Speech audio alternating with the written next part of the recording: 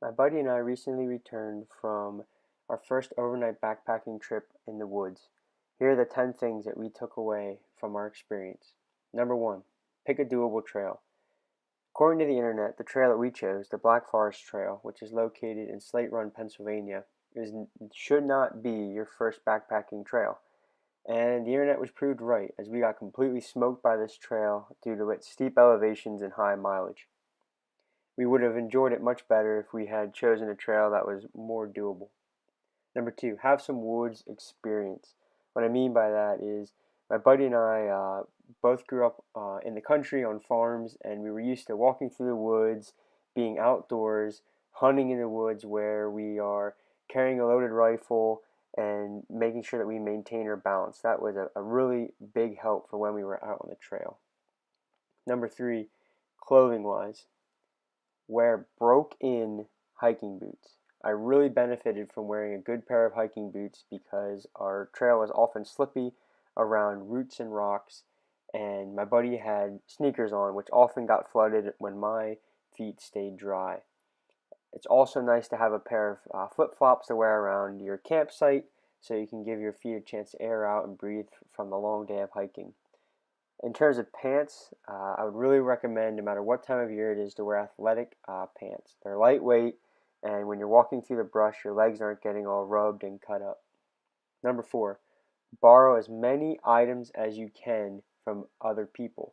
I was able to borrow my tent, my backpack, and my water filter. These are some of the most expensive items, and I find that typically people who are backpackers are usually pretty willing to lend their items to a first timer. 5, study the trail before you leave, study the area before you leave so you're somewhat familiar when you already get there. That was huge for us. Google Maps is great for that.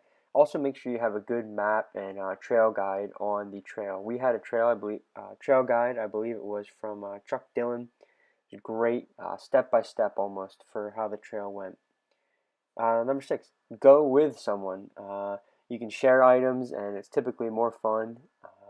Number 7, be cognizant of your pack weight. Our packs were far too heavy. They were over 45 pounds each. And although we're both fairly physically fit, these packs just made it annoying walking up and down hills, and especially descents with rocks, and that weight shifting on your back just made the whole trail a pain. I do realize that it is expensive to get the real small and cheap sleeping bag and tent, but if you can find ways to cut weight, I would recommend it. Number 8, get there the night before. This was a big thing for us. We just slept in the car, and then we were able to start the very next morning right away without a long drive to get up to Slate Run. Number 9, be willing to adapt, which means know your options. We decided to not complete the whole Black Forest Trail. We had done enough on the first day. We had done about 13 and a half miles. We did have a little mishap in there, so we had even done more mileage in that, but 13 and a half miles of the trail, and it wasn't fun anymore.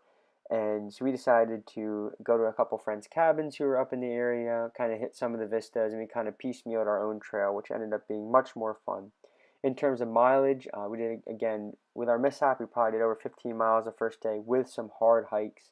That was a little much. We did 8 the next day. That was probably a little on the light side, so maybe around 10 is a good goal for mileage. And number 10 would be find a balance between fun and work. We really were just working hard, and it felt like work the first day, whereas the last couple of days we were enjoying our trip and having fun because we were able to adapt. I hope that you guys have a good backpacking trip and a safe trip while you go out and enjoy the woods. Thanks for watching.